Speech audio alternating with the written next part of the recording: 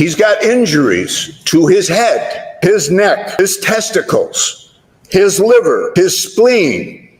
You'll see a tape of Robert from that evening, and he's looking into a camera that he doesn't know was on and none of these defendants knew was on, and he's pleading for his life. He's begging someone, tell me what I did wrong. Why is this happening to me? And he's also choking and drowning on his own blood. And these three defendants, each in their own way, the proof will show, were intimately involved with these acts. They no longer were corrections officers. They were a gang. They took turns, collectively and individually, of punching him, kneeing him, pepper spraying him, choking him, pinning him down, cuffing his legs. The last thing he had to defend himself, his legs. And Mr. Gallagher, you will see, decided to cuff his legs during the beating.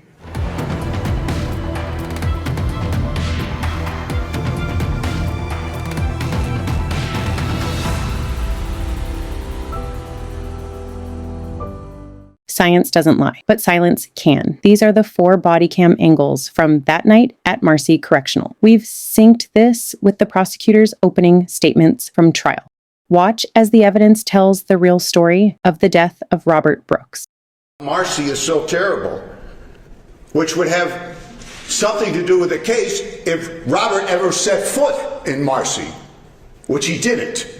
He only made it to the emergency room.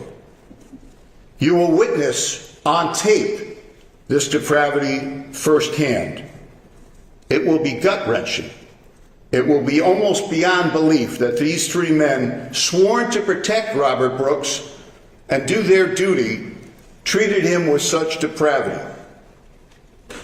So let's review what happened, what the evidence will show. On the morning of December the 9th, 2024, Robert Brooks was an inmate at the Mohawk Correctional Facility. He had been assaulted by other inmates on 2 occasions, December the 7th and December the 9th. Why? Not going to be able to prove that to you, and it doesn't matter. It's irrelevant. We're going to put in evidence regarding those assaults simply to show you that they had nothing to do with his death. Rather than deal with whatever was percolating at Mohawk regarding Robert, the officials decided to transfer him to the Marcy Correctional Facility. You'll see a video of Robert that morning while he's at Mohawk. And I want you to pay careful attention to that video, because he's going to be being interviewed by a corrections officer, Sergeant David Sayu. I stand here not to tell you with a broad brush that corrections officers are bad people. On the contrary, the overwhelming majority of them are decent people that do a difficult job, and we owe them our gratitude and our thanks. David Sayu is such a man. Contrast to these 3 defendants, you will see a correction officer doing his duty, treating Robert like a human being, which shouldn't be that hard to grasp. Sayu generally wants to find out what has happened to Robert at Mohawk. It's obvious to him that Robert is having issues, but you'll see with your own eyes, you'll see Robert being compliant, being decent, being respectful. In fact, it gets to a point where Sayu feels comfortable enough with him to remove his handcuffs. Again, our medical proof will show that the assaults that took place at Mohawk had nothing to do with Robert's death. Robert was 5'11". He was a massive behemoth of exactly 148 pounds. In his near decade in state prison, he had a whopping 1 write-up for misconduct. When he left Mohawk that night, everything he had in the world other than his 2 sons was in a couple of duffel bags that he was carrying when he got on that bus. Robert arrives at Marcy Correctional Facility at about 9:07 p.m. 9:07 p.m. and a half hour later, he's dead. He's laying helpless in the emergency room at Marcy Correctional Facility on a gurney. He's got injuries to his head, his neck, his testicles, his liver, his spleen. You'll see a tape of Robert from that evening. And he's looking into a camera that he doesn't know was on and none of these defendants knew was on. And he's pleading for his life. He's begging, someone tell me what I did wrong. Why is this happening to me? And he's also choking and drowning on his own blood. And these three defendants, each in their own way, the proof will show, were intimately involved with these acts. They no longer were corrections officers. They were a gang. They took turns, collectively and individually, of punching him, kneeing him, pepper spraying him, choking him, pinning him down, cuffing his legs. The last thing he had to defend himself, his legs. And Mr. Gallagher, you will see, decided to cuff his legs during the beating.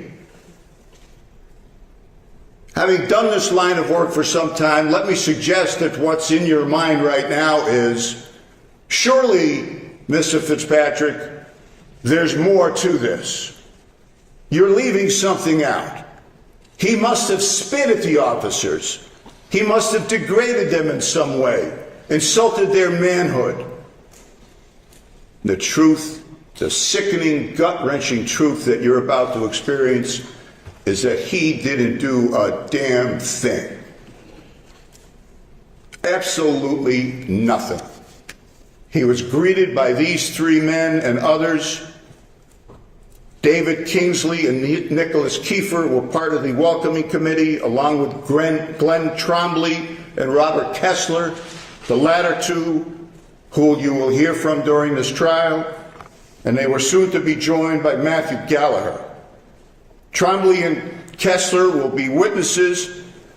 They made deals with the prosecution. Had they not made deals with the prosecution, you would never know about the two assaults that occurred to Robert before he was on camera.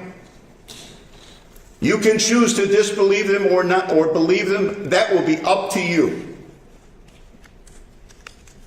They are two men that will tell you under oath that they will regret for the rest of their lives the cowardly failure to act that they participated in during the beating of Robert.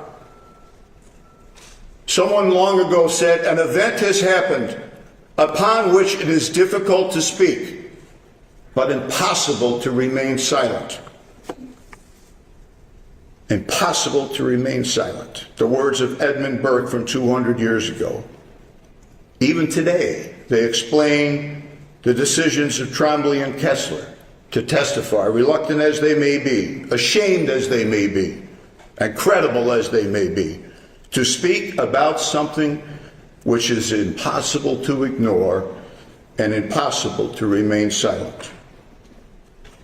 Defendant Nicholas Kieffer here, he shows up on the scene, part of the welcoming committee. He heroically pepper sprayed Robert for no reason at all. And you'll watch him throughout the rest of these proceedings. He doesn't participate in the beating in the ER. It doesn't matter. He was part of that gang that assaulted Robert. He disoriented him, made him helpless, and allowed the beating to continue to intensify and result in Robert's death. And ladies and gentlemen, he's no Uber driver in this play. Robert is passed off to other members of the gang. You'll see a lot of them that are not in this courtroom for reasons that do not concern you. And then you will see a sickening video of Robert being hogtied and transported into the infirmary like a dead animal. Not because the defendants wanted to get him help or aid, but because that's where they had to take him, the first stop. With utter indifference and depravity, Robert is hogtied and dragged into that ER. Among the individuals doing that is this defendant, Mr. Kingsley. Now inside the infirmary, Robert is laid out on a gurney. You'll see video of that. He's already dazed, he's confused. He's clearly been beaten severely before the cameras ever capture his image in that ER. Mr. Kieffer has done his part with his blows, and now a fresh set of corrections officers take over. And remember, they killed him, that gang. You'll see pictures of Mr. Farina and this defendant, Mr. Kingsley. Mr. Kingsley with his arms and his hands around Robert's neck, treating him like a doll, while Mr. Farina tries to shove a rag down his throat. He's gagged, he's choked, he's punched, he's yanked by the neck. He's dragged off a gurney by Mr. Kingsley and one of his accomplices by the neck and taken over in the corner for God only knows what purpose. He has no means to defend himself because his hands are cuffed behind his back during this whole process. So what does Mr. Gallagher do? Does he return to the human race and say, enough? Stop this now? No, he goes out to his car to get some leg irons. And now we're going to argue to you that he was just following orders to leg iron a man that is moments away from death. Shockingly, after Mr. Gallagher retrieves the leg irons, when you see his body-worn camera, he zips up his jacket. So for 9.5 minutes, we see the inside of Mr. Gallagher's jacket instead of seeing what he was doing. Now, why do you think that happened? You'll know by the time this proof is concluded. Contrary to human experience, apparently it got colder inside and he had to zip up his jacket. Mr. Gallagher had a free will. He had human intelligence. He had training.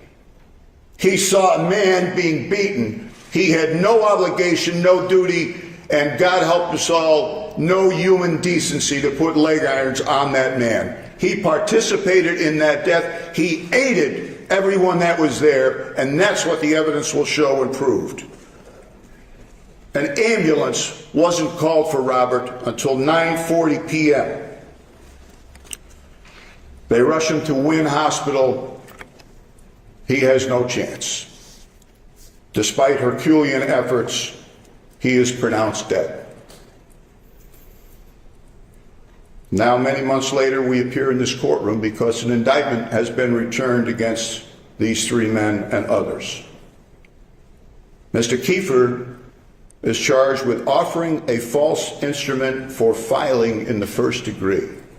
I'm going to make reference to the indictment in reverse order of severity. That's a very fancy way of saying he was required by law to fill out a document, and the man that is going to sit there during this trial, Mr. Kieffer, and say, I didn't break any law. I'm not guilty.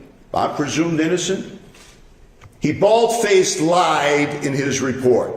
Here's what he said.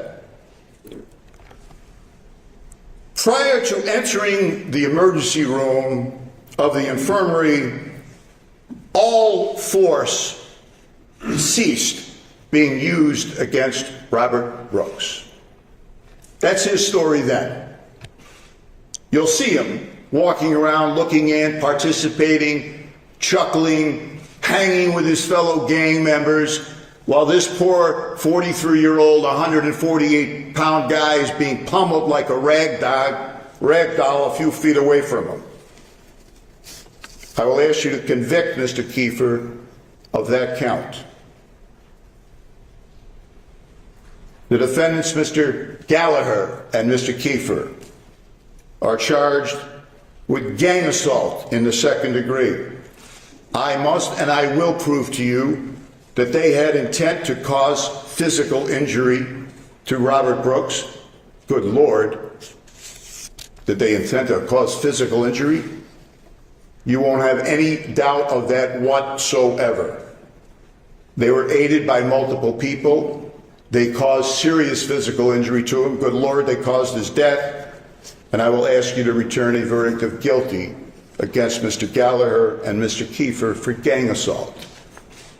The second count charges these three defendants with manslaughter in the first degree, intending to cause injury to the defendant Robert Brooks, serious physical injury, and acting in concert with each other.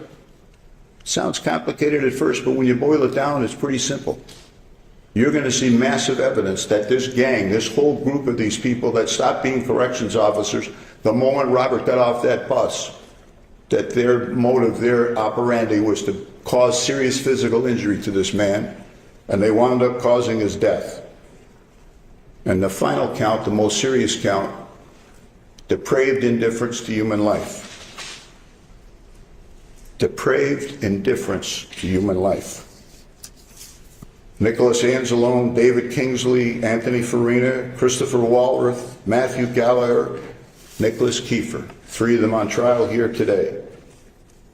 You won't have any doubt whatsoever that their conduct evinced a depraved indifference to human life. When you watch this video, the first words that pop into your mind are going to be depravity, indifference, recklessness. Difficult to watch, but I'm counting on you to do that. Christopher Walworth, Nicholas Anzalone, Nicholas Kieffer, Mr. Gallagher, Mr. Kingsley. Mr. Brooks was at various times restrained. He was beaten. He was choked. He was strangled. He was gagged. He was forcibly moved and kicked, all with minimal or no resistance on his part and with absolutely zero legitimate law enforcement purpose. These assaults were perpetrated while the defendants were acting in concert with each other. With depraved indifference, they did nothing to restrain each other, did nothing to stop the beatings, and failed to immediately order medical assistance. The indictment alleges, and the medical examiner will so testify, that Mr. Brooks suffered injuries to his head, to his neck, severe injuries to his neck, his hyoid bone, his thyroid cartilage, his torso, his liver, his spleen, his testicles. Each and every blow contributing to his death as it put added strain on his heart, as his body gasped and choked for blood because he couldn't breathe because of the blood rushing into his airways. Blood as a result of the beatings these three defendants and their fellow gang members inflicted upon him. If I'm able to get it into evidence, and I trust that I hope I will, you will see Department of Corrections and Community Supervision's rules and guidelines regarding an individual corrections officer's duty to intervene. Duty to intervene. It is not complicated.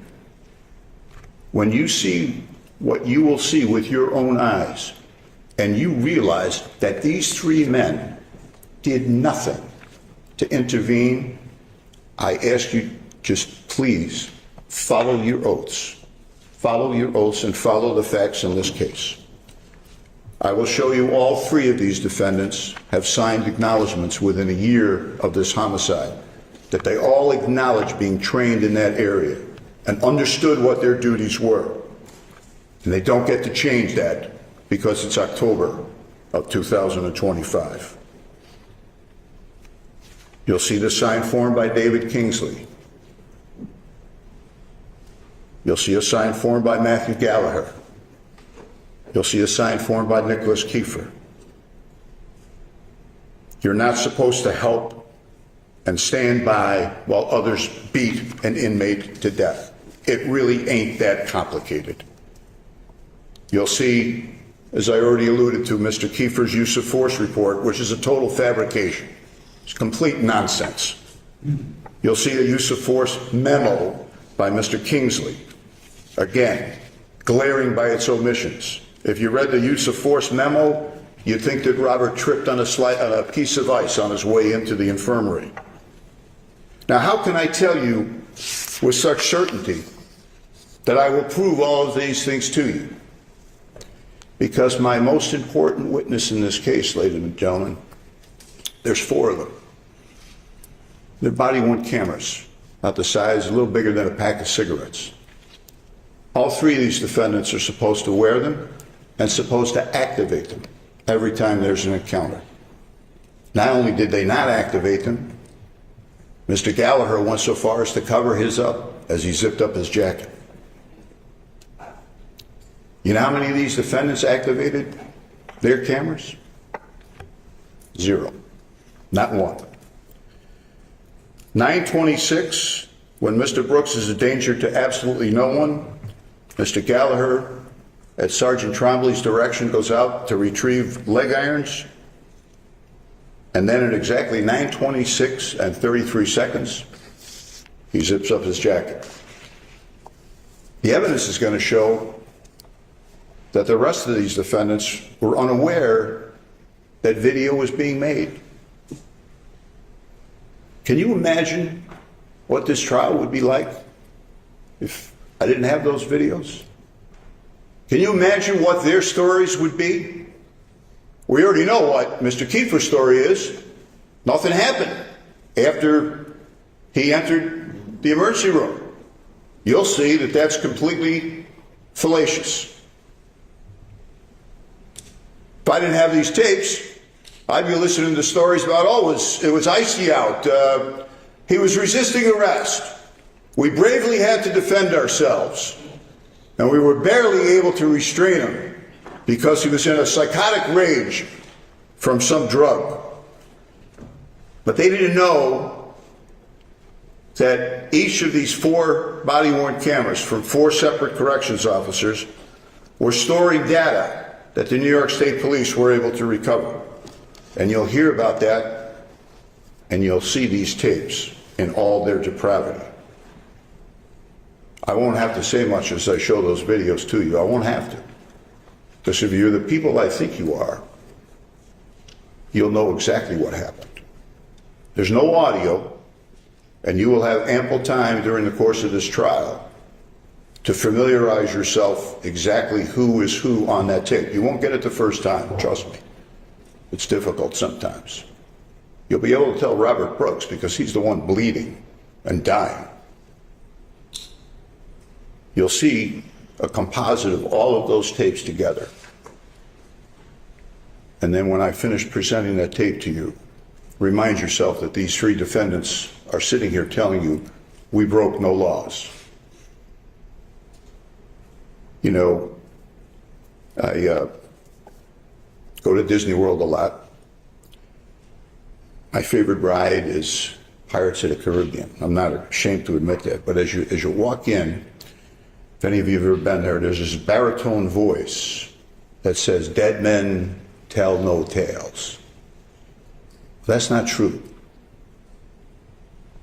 It's Robert Brooks in death is going to tell you what caused his death.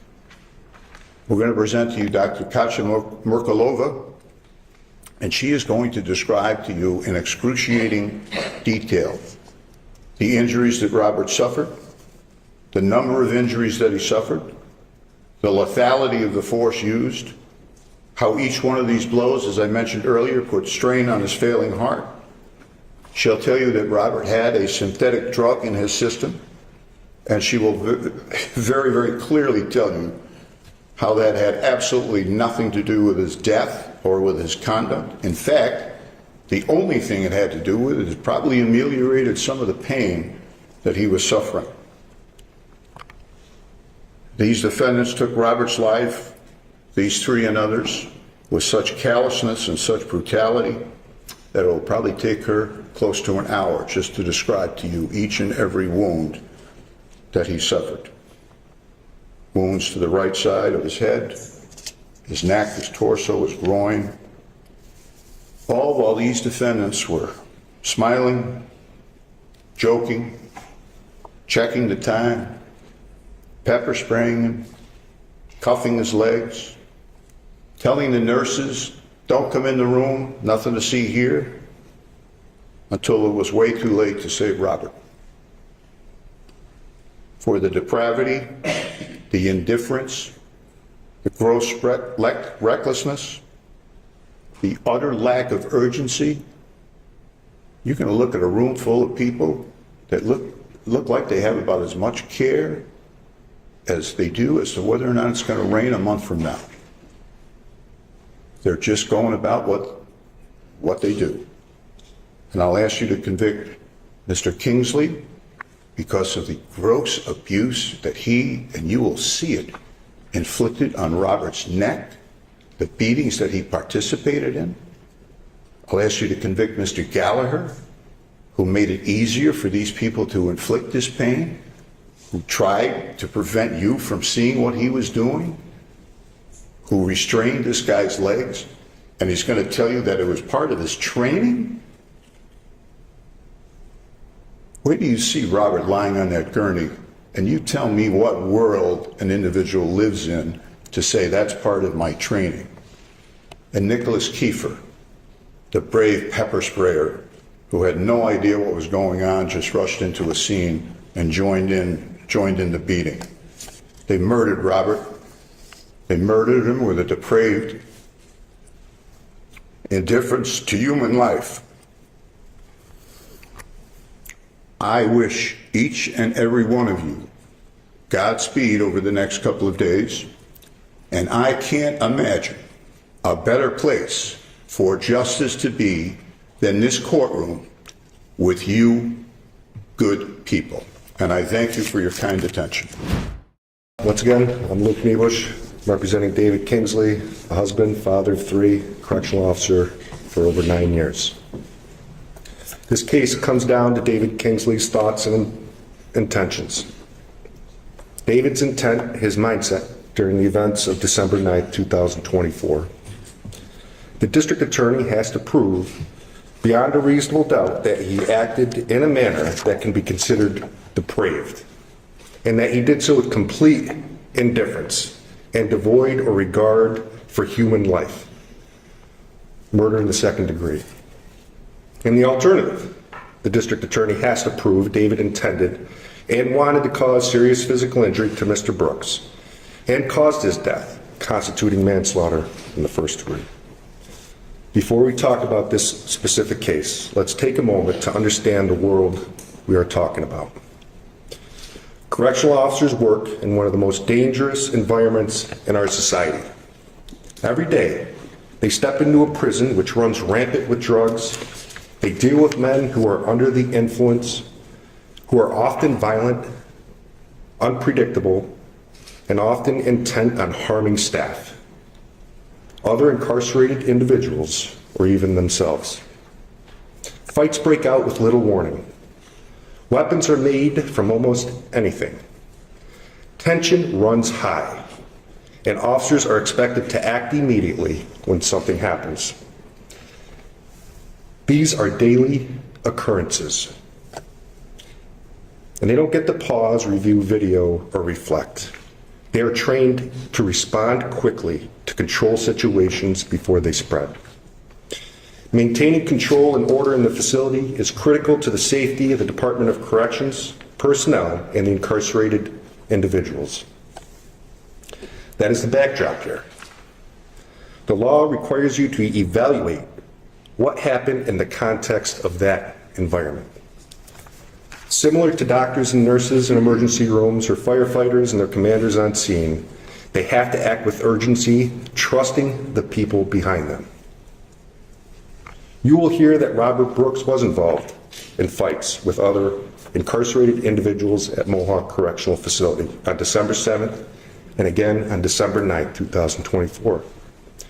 It was at this time that Mr. Brooks sustained significant injuries, which led to the decision to separate the parties and transfer Mr. Brooks to Marcy Correctional Facility.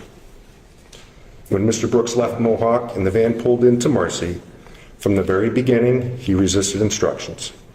He told officers what he wouldn't and wouldn't do. He ignored them and was not following lawful orders. Orders that may seem menial to you, somebody living outside those walls, but important in maintaining safety and control. That passive resistance continued through the administration building and into the vestibule area. After his leg shackles were removed, you will hear that there was an issue, and the officers brought Mr. Brooks outside where he was pepper sprayed. One officer on scene then pulled their pin, a red dot. An emergency was called, a signal that requires immediate backup because an officer may be in distress. A call where all officers who are available must respond. The officers that day responded because they are trained and ordered to do so. When a red dot is called, the responding officers have no idea what lies ahead of them or what they are getting themselves into. Even when a red dot is called off, those responding officers will always continue to the scene to make sure no further assistance is needed. And what followed was a series of chaotic events. And you will see portions of this on video. You will see officers using physical force to move and restrain Mr. Brooks. You will see strikes, attempts to get him to comply, and decisions being made in the moment, not after careful reflection.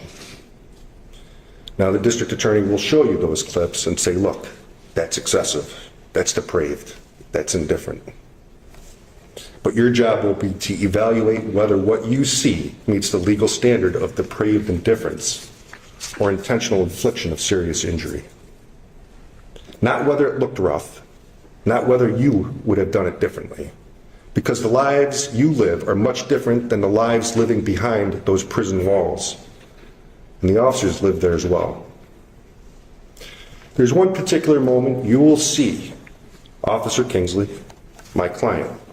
He is holding Mr. Brooks as other officers are around him. At times you'll see him trying to reposition Mr. Brooks on the gurney, and it appears that his hands are near and around Mr. Brooks' neck as he lifts him up. Let's be direct about that. Officers are not trained to lift people by the neck. It was not the proper technique, and yes, on video, it looks violent. But here's what the evidence will show. It lasted only seconds. It was done in an effort to get Mr. Brooks upright in that specific moment and nothing more. It was done in an effort to get Mr. Brooks up. It was done in a chaotic scene, under orders to get him up, either direct or implied, with multiple people involved, including 2 sergeants who were in charge of all the correctional officers in that room. It was not done with the intent to injure. It was not done out of indifference to life. It was rough, an imperfect decision in the middle of a confusing and stressful situation. The law requires the prosecution to prove depraved indifference or intent to injure. A moment of rough handling, especially in the context of restraint, is not depraved indifference. Now let's turn to the charges themselves. The district attorney has charged 2 different crimes based on 2 different legal theories that are contradictory to one another. First, murder in the 2nd degree. This crime requires proof of a mental state of depraved indifference, that David Kingsley acted so recklessly and showed no regard for Mr. Brooks and was indifferent to his life, that he did not care whether he lived or died. Second, manslaughter in the 1st degree.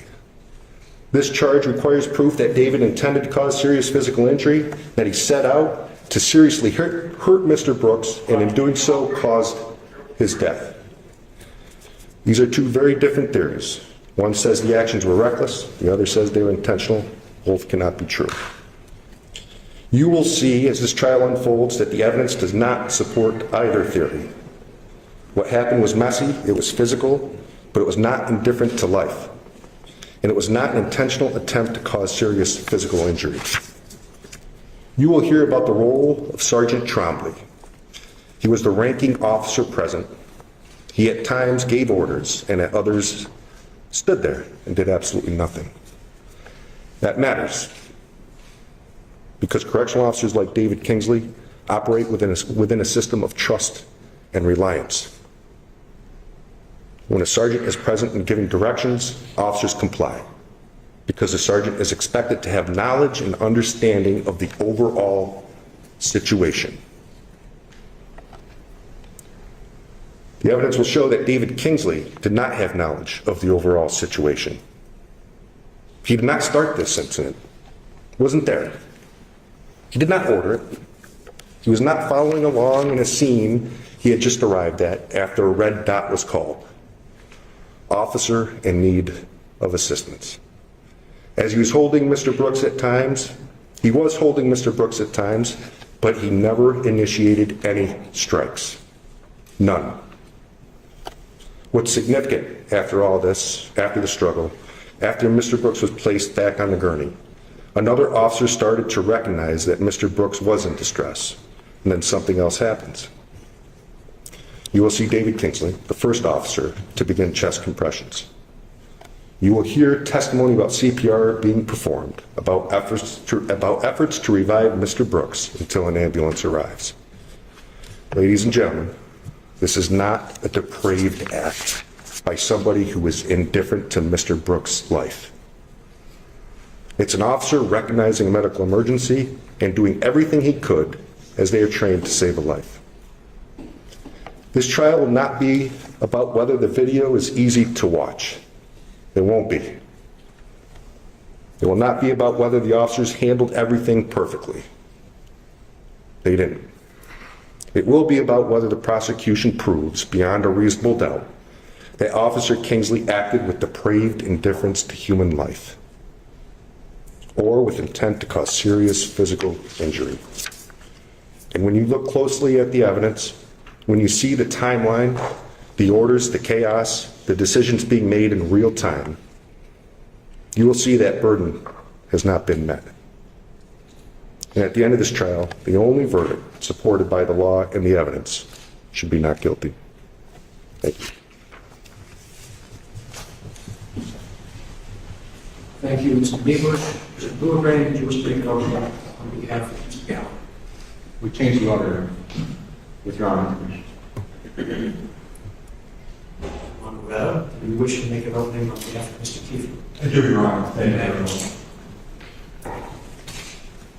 May it please the court, counsel, ladies and gentlemen of the jury. My name is David Longaretta, and I'm here with attorney Mark Curley, and together we represent Nicholas Kieffer in this matter. Before I start my opening remarks, we want to thank each and every one of you for your willingness to participate in this process. Quite frankly, without your willingness to participate, our entire system of justice would come to a complete standstill. So again, we thank each and every one of you. Now, Nicholas Kieffer. Nick Kieffer is a family man. He has a wife, he has 3 young children. Nick has been a corrections officer for 10 years. Nick has been falsely accused of horrible, horrible crimes. And he has refused to plead guilty to something he did not do. Nick has demanded his right to have you, this jury, decide this case for Nicholas. Now, ladies and gentlemen, right from the outset, we ask you, keep an open mind. Remember that the indictment and the charges that Mr. Fitzpatrick had gone through in detail for you, okay, are mere allegations. They are not proof of anything. You even heard the judge say that. It's just a document. The prosecution in this matter bears the burden of proving each and every element of each and every crime to each of you beyond a reasonable doubt. You've heard a lot about beyond a reasonable doubt yesterday and today. the highest burden we have in our system of justice. Ladies and gentlemen, that is in fact the cornerstone of our system of justice. And it is your duty as jurors to hold the prosecution to this burden of proof on each and every element of each and every crime. Now, as you heard from Mr. Fitzpatrick, in this case you're going to have the benefit of videos. And the videos will show you, black and white, what happened at relevant times. We anticipate the prosecution will be putting in these videos into evidence for your consideration. Nicholas Kieffer plans on using these exact same videos to show you that Nicholas Kieffer is not guilty of these crimes. Now, as you see these videos, you're going to see numerous people in the videos. We ask you, when you watch these videos, and I'm presuming it may take you more than one view, when you see these videos, I ask you to pay very careful and close attention to see if you see Nicholas Kieffer in that video. Take note of Nick Kieffer's actions. Look and see if Mr. Kieffer is even there. Along with the videos, ladies and gentlemen, you're going to hear testimony and you're going to see a multitude of other exhibits. And as Mr. Fitzpatrick had alluded to, we anticipate that you're going to hear evidence of DOCCS rules and regulations. We further anticipate, ladies and gentlemen, that you are going to hear about how these rules and regulations may have not been followed on December 9th, 2024. I ask you all, be very, very mindful. Nick is not on trial for violating any DOCCS rules or regulations. Nick is on trial for very serious penal law violations. Now, as jurors, it is your prerogative. You can accept or you can reject any evidence that the court allows into evidence in your consideration. That includes testimony that may be offered to you or that is in fact offered to you. Now, ladies and gentlemen, as the court has indicated, as Mr. Fitzpatrick has indicated, there are three gentlemen on trial here. When each and every piece of evidence is submitted to you, I ask you to ask yourselves, is this piece of evidence relevant to Nicholas Kieffer? Is it relevant to David Kingsley? Or is it relevant to Mr. Gallagher? Is it relevant to maybe one or two of them and not the third? Or is it relevant to any of them at all? That will be your determination. As you heard the prosecution in this case, ladies and gentlemen, this night of December 9th, 2024 involves three separate incidences. One in the breezeway, which is in the administration building of the Marcy Correctional Facility. One is on the walkway from leaving the administration building en route to the infirmary. And the third in the treatment room of the infirmary of the Marcy Correctional Facility. Three separate and distinct incidences. It is not one continuous incident. Now, ladies and gentlemen, on December 9th, Nick Kieffer went to work like any other day. He was mandated to work a double shift, 16 hours, as they often are in the Department of Corrections. Nick was due to return to his family later that night at 11 p.m. At approximately 9 p.m. on that day, Nick received a radio transmission saying we have an in-draft, which means we have an incoming incarcerated individual leaving one facility and now entering into the Marcy Correctional Facility. Nick went and responded to that call, which was Nick's obligation. That's his job. That's his duty. He followed it. Nick did not know who this in-drafting, incoming incarcerated individual was. He has never seen this individual prior. He has never supervised and or worked with this individual. As Nick was going up to the administration building to meet this incoming and drafting incarcerated individual, he was met by two of his coworkers. Mr. Fitzpatrick gave you some names. You heard Mr. Kessler, you heard Mr. Angelo. They also met the Mohawk correction officer who did the transportation of the incarcerated individual from Mohawk over to the Marcy facility. 4 COs are there at this time. The 4 COs then walk out to the van where the incarcerated individual was. The 4 COs were able to get this incarcerated individual out of the van. We now know that this individual's name is Mr. Robert Brooks. They brought him in to the Marcy administration building.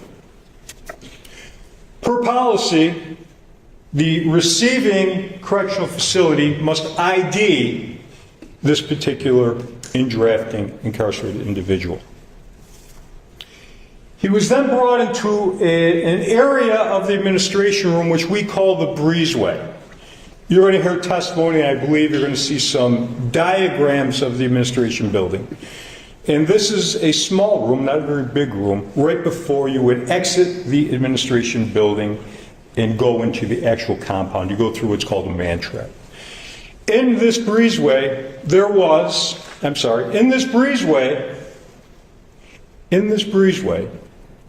Mr. Brooks was unshackled by the Mohawk correctional officer. He took his mechanical restraints from him.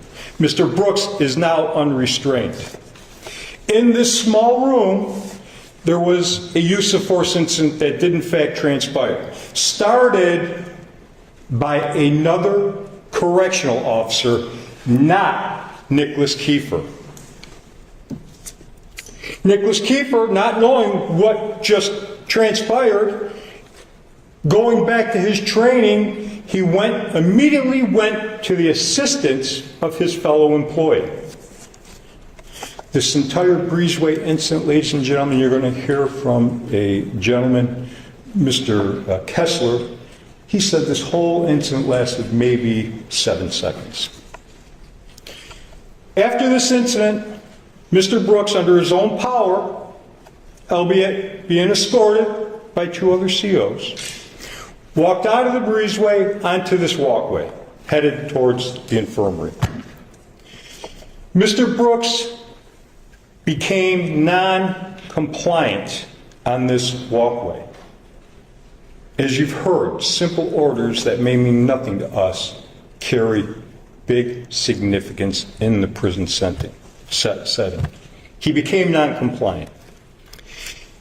He was put down to the ground.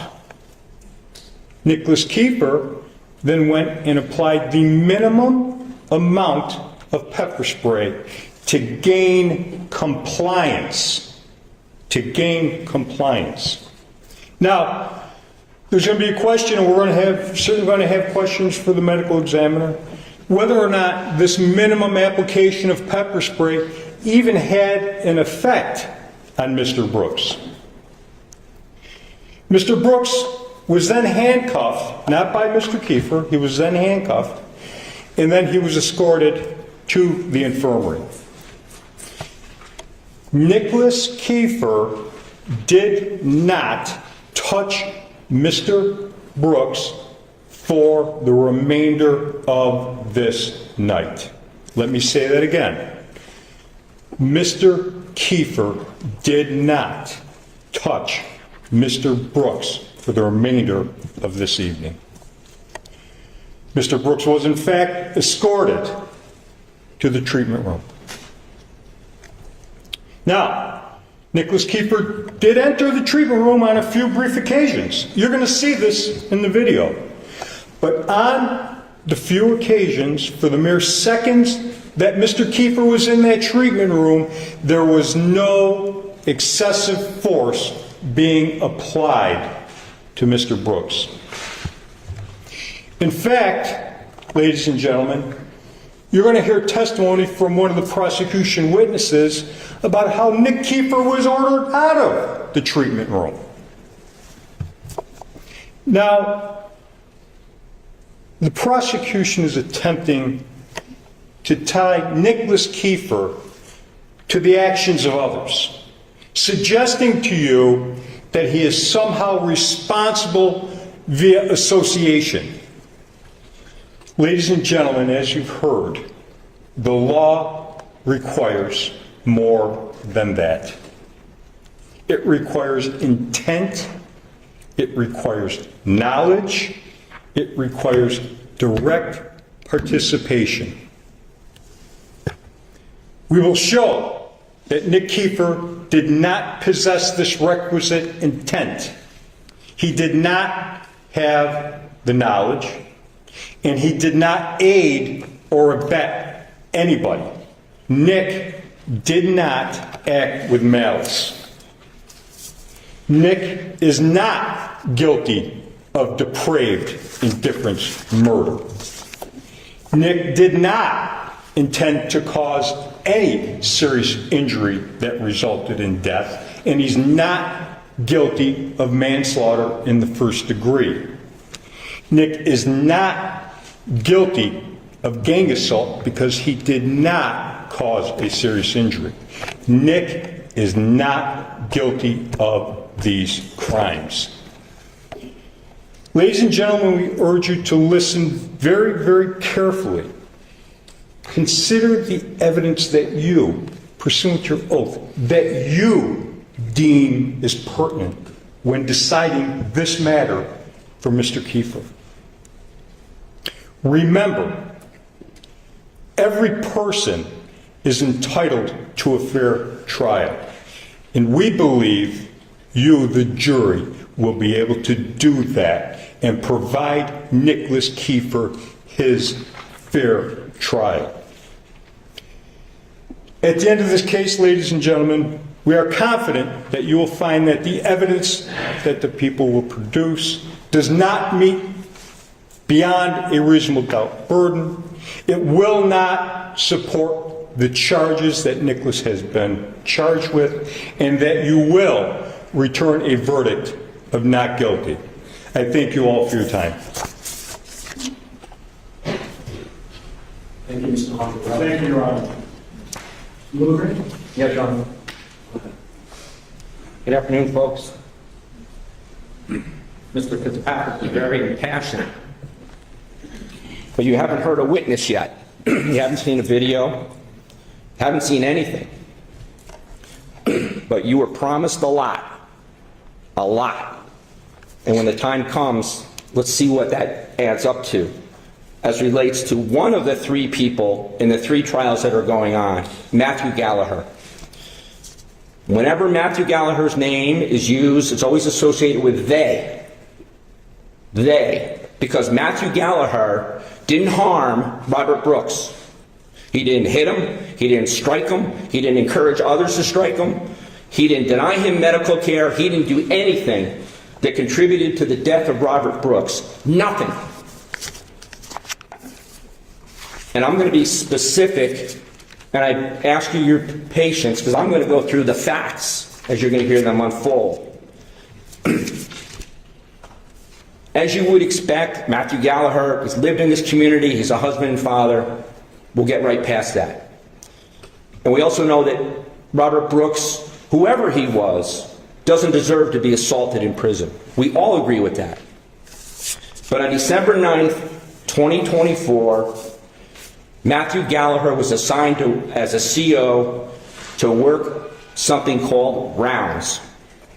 He had 3 direct supervisors. 3 sergeants, Sergeant Trombley, Sergeant Mashaw, and Sergeant Plas. He had 2 supervising lieutenants. These were his bosses. That's who gave the CO's orders that day. They gave out the orders. Now, none of them ordered anyone to beat Mr. Brooks, right? We're not going to say they ordered any of that. But they were in charge. They controlled everything that night. Chain of command. Any of you had served in the military, chain of command. A call came across the radio at Marcy that an inmate was being brought from the Mohawk Correctional Facility to Marcy. It's a nearby state prison. At the time, Matt Gallagher was in an area of Marcy called the Infirmary Building. That's where he was. He was in an open area with 3 other officers, with other officers coming in and out. It's a quiet night. And on the TV is a Tom Cruise movie being played. A couple of the officers are watching it. The Mohawk prison, their transport officers were bringing Robert Brooks over to Marcy.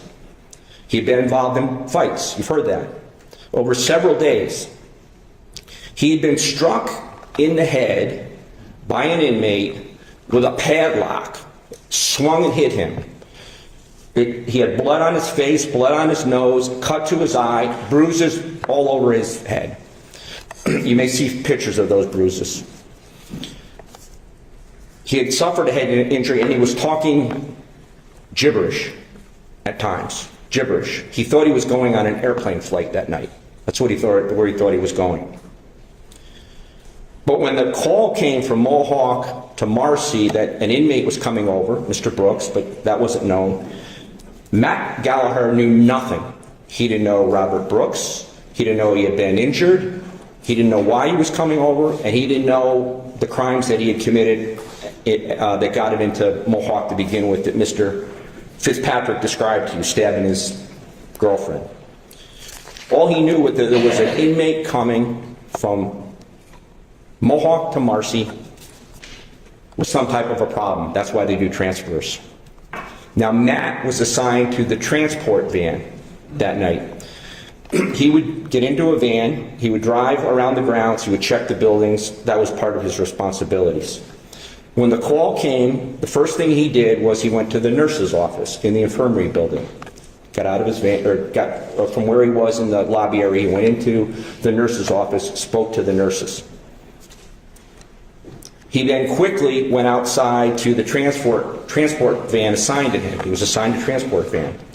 He got in, he started the van, and by the way, every second of December 9th, you can see Matt Gallagher on somebody's camera. Every second. You'll never lose sight of him. You will know exactly what he did that night. He got in his van, he started up his van, and he drove the van a short distance towards where the new inmate was going to be coming in. There's an area of the prison where the inmate would be coming in. And that was Mr. Brooks, but Mr. Gallagher didn't know that. His body camera, Matt Gallagher's body camera, shows that a second van was already at the location to pick up Mr. Brooks. It was driven by a CO, a correctional officer named Officer Farina. It was parked there. So Matt parks his van behind Farina's van, and he gets out and he starts walking up to where he expects the inmate to be coming from. Farina's van blocks Matt's view. He can't see. It's right in front of him. And it's nighttime, by the way. It's dark, and there's a long sidewalk up to where the inmate's going to be coming from. The side door of Farina's van is partially open, which tells Matt Gallagher that the plan is that the inmate's going to go in Farina's van and be transported someplace. So Matt, usually there'd be 1 or 2 people collecting an inmate who comes in on a transfer, and there's usually a sergeant, a boss, who's assigned up at the time of inmate being received.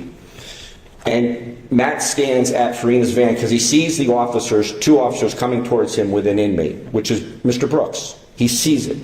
He stands at Farina's van, the door's open, and he stands there because he expects the inmate's going to come and going to be placed in Officer Farina's van. So he stands there. He doesn't move. But the officers pass right by him. They go, you'll see his video. They go right by him. Nobody says a word to Matt Gallagher. They have Mr. Brooks in custody. They're bringing him along. Another officer follows, and then 2 more officers. So 5 officers had been up with Mr. Brooks in the intake area. And they all ignore Matt Gallagher. They all ignore him. He's just standing there. He then, when they go by him, there's nothing untoward at that point. Matt Gallagher goes to, leaves Farina's van, and he goes back to his van. And he gets into his van, and he reparks his van. And then he gets out and begins following the other officers towards the infirmary. And you'll see his body cams. He can't see the officers. They're in the building already, but he follows their path. His body cam will show that all Matt knew at that time was there was an unknown inmate, had come through intake, had been transported, and was heading down towards the infirmary. That's all he knew. None of the officers seemed agitated, and none of them requested Matt Gallagher's assistance. None of them. But what we do know from accounts, or at least I expect we'll hear some testimony, is that not only had Mr. Brooks been assaulted at another correctional facility, but he had been involved in an interaction which will be described to you in the intake area. Now, Matt Gallagher didn't know that, didn't see it, didn't see any evidence that anything had happened.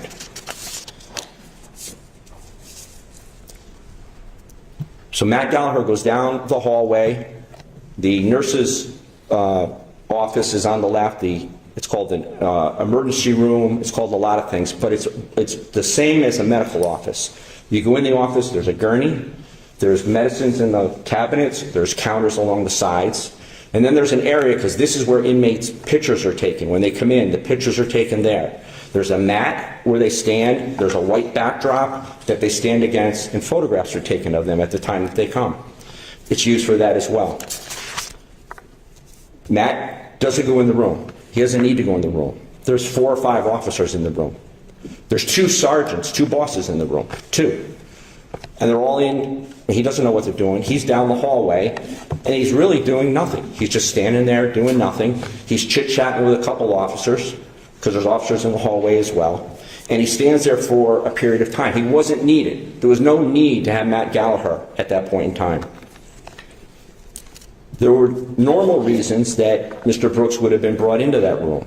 Typical reasons, not because he'd been assaulted, but there's a lot of reasons that an inmate's brought there to document prior injuries from a prior facility so the new facility doesn't get blamed, to conduct a medical exam, because a medical exam is required when an inmate arrives. There's a lot of reasons he would be there. Nothing that would get Matt Gallagher thinking, this is a problem. But while he's there, something's said in the room, in the nurse's room, the ER room, that drew his attention. So he walks down and he looks around the corner, and what does he see? He sees and what one of the officers says they hear is, stop resisting, stop resisting.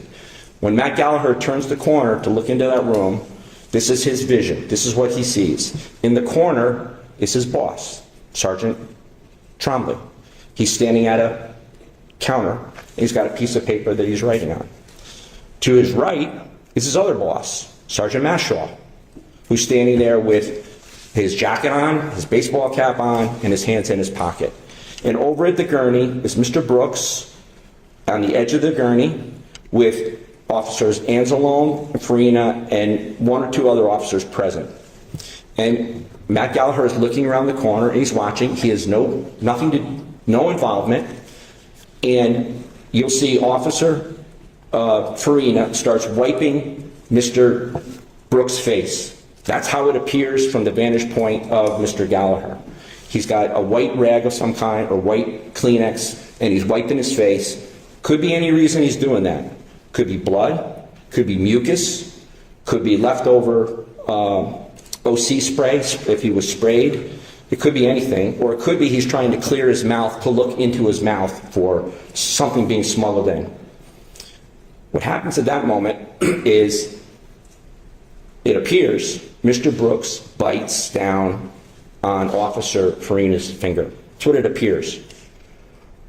And Officer Farina reacts ridiculously. He loses it. he pulls his hand away and he punches in the face Mr. Brooks 3 times, and Officer Anzalone starts punching Mr. Brooks in the leg. It lasts 4 seconds, 3 to 4 seconds. That's how long it lasts. Mr. Gallagher's still back. The sergeants who are in charge are standing there, and none of them move. But then it stops. It stops. And you'll see then the officers then, and they're acting roughly. No question they're acting roughly. They start trying to pull Mr. Brooks from the edge of the gurney onto the gurney. This is a medical gurney. This is where he's supposed to be, on a medical gurney. And they try to pull him up. They try 4 times, and they're getting rougher each time. Matt Gallagher's sergeant is in front of them, another sergeant's there, and they don't move. They don't do a thing. Matt takes a step forward, like, what am I going to do? Should I do something? Takes a step back, and then he goes past his sergeant. He goes up to Mr. Brooks. He doesn't grab him by the neck. He doesn't grab him by the skin. He takes his shirt, and he moves him up on the gurney. That's what he does. He moves him up on the gurney. And just as he finishes doing that, Officer Farina kicks Mr. Brooks between the legs. It appears he's either trying to hurt him or he's trying to push his body up further on the gurney. But whatever he does, it's wrong. Mr. Gallagher now just has the shirt. He's not touching any other part of Mr. Brooks. He lets go, and then an officer comes around in front of him and blocks him out. His sergeant's behind him, and Mr. Brooks' legs are kicking. They're kicking. He can't kick people. And someone says shackles or irons. What that means is when inmates are transferred, when inmates are kicking, when they're acting inappropriately in some way from the waist down, you get shackles. They're handcuffs for the ankles. They're not excessive force. They're not wrong. They're part of somebody's job. The only one that has shackles is Matt Gallagher. Matt Gallagher has shackles out in his van. So Matt Gallagher leaves. He leaves the room. Sergeants are in charge. He leaves the room. He goes right down the hallway. Goes out the front door, goes in his van, gets the leg irons, comes back down the hallway, comes back into the room, and you can see from other people's cameras that remain in the room that they're holding Mr. Brooks' legs tight, as if he is trying to kick. But while Mr. Gallagher's gone, you also see this from the other people's cameras. Farina loses it again, starts punching him again, as does Anzalone. They both start punching him again, but Matt Gallagher doesn't even know this. He has no idea that this is going on, because he's down a hallway, out the front door, coming back. He walks in. They're not doing it anymore, so he has no idea they even did it. He walks up, puts the shackles around one foot that's kicking, and struggles with the other foot, and either he or another officer puts shackles on the other foot. And that's what he does.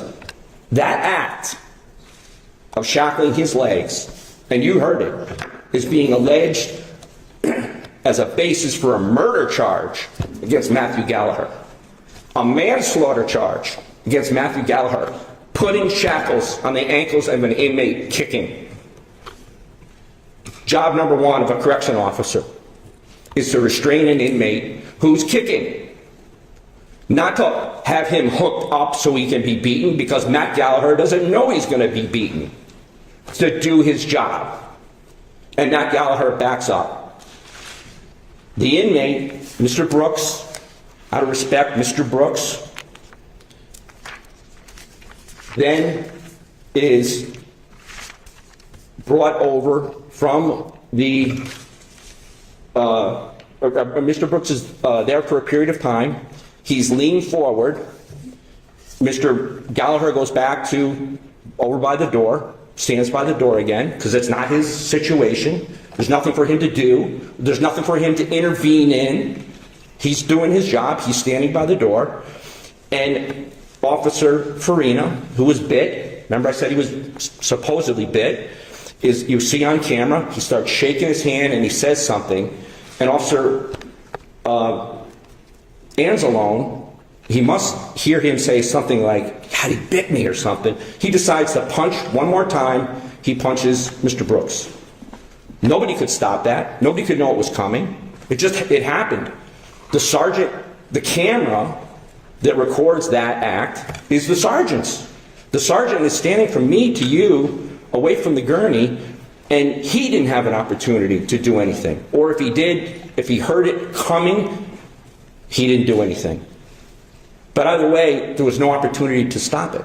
It was Farina losing it, Anzalone losing it. So what is then Mr. Brooks is taken over to the wall where the pictures are typically taken. Somebody says the word camera, goes over to the wall. Mr. Gallagher stays in the room. They take him over by the wall. They put him in front of the white. The two officers that take him over are blocking the view of Mr. Brooks. It's unclear what they're trying to do. Whether they're trying to raise him up, take pictures, search him. It's unclear what they're trying to do.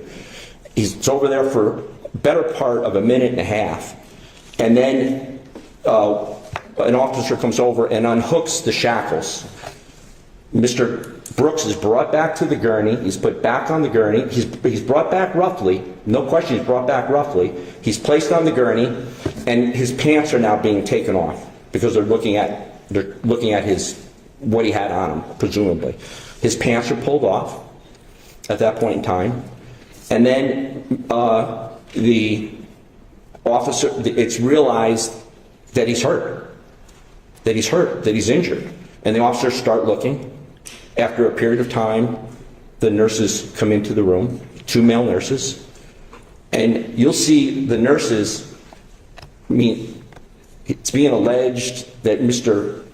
Gallagher is depraved because he didn't intervene at some point in time. Intervention really that is fictional as a concept. But the nurses come into the room, you'll see video of them for over 9 minutes. Walking around doing nothing. They just walk around. They go up to him. He's got a pulse. He's got a heartbeat. They don't do anything for about 9 minutes before they do anything. Matt Gallagher's not in charge of the medical at that point in time. He's in the room, but he's not in charge of the medical. Matt Gallagher is charged with murder and manslaughter for not providing medical care. The nurses didn't provide the medical care. They were in the room. They didn't provide any medical care for a period of time. For a period of time. There's 3 things that are alleged to be the actions of Mr. Gallagher that results in a murder charge, a manslaughter charge, and a gang assault charge. The first is putting shackles on. Murder. That's what they say. The second is moving Mr. Brooks up onto the gurney. Murder. They say that's a murder. An accomplice to murder. And the third is not getting medical care when the nurses, when medical care came, when medical care was there, didn't do anything. They didn't think the situation required them to do anything. Yet they're charging Mathew Gallagher with murder and manslaughter.